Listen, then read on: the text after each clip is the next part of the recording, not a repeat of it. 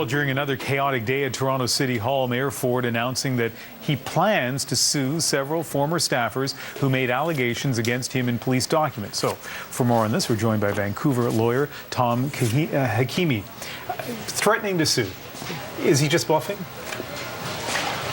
He could be just bluffing. It's often a strategy in defamation cases to either threaten the lawsuit or bring it and then not do much with it after that point in an attempt to silence those people who are making the kind of statements that you don't want them to be making.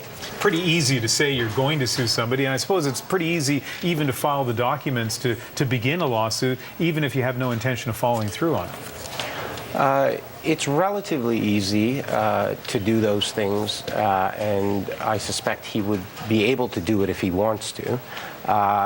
If he's not successful in the lawsuit, he's exposed to the possibility of a cost order against him, but I suspect given all that's going on, that's probably not going to be much of a deterrent. In a story earlier that John Lancaster did, we heard from a media lawyer in Toronto who talked about the qualified privilege here that the people in these talking to the police had, that, you know, absent of malice on their part, they're probably protected.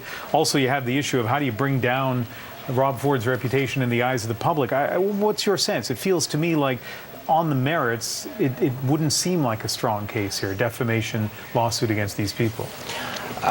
Defamation cases can tend to be fairly technical and procedurally complex sometimes. So even though the case may start out without much merit, there may be a lot of expense that a defendant has to go through to get out of the case.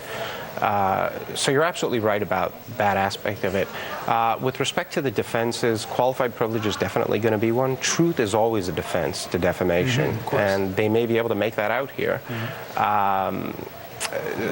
So I think ultimately my sense is that he would have a very difficult time succeeding because it looks like the defendants would have a variety of defenses to raise. One last thing, there seems to be a pattern here we're seeing from the mayor. Reckless comments, embarrassing videos, always followed by an apology. And to me, the apologies feel like they have been pretty well crafted and carefully delivered. But what's your sense as you watch that?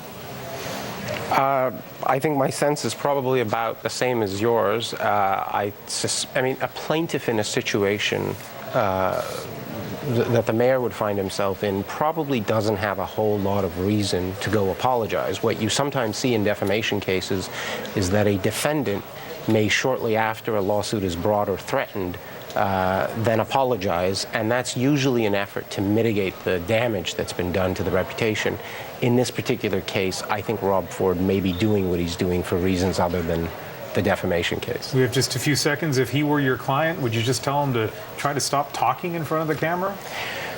I think Mayor Ford right now has bigger issues than just his legal issues. So I suspect what's driving his decisions and the advice that he's getting is not entirely just the legal consequences of what he's doing.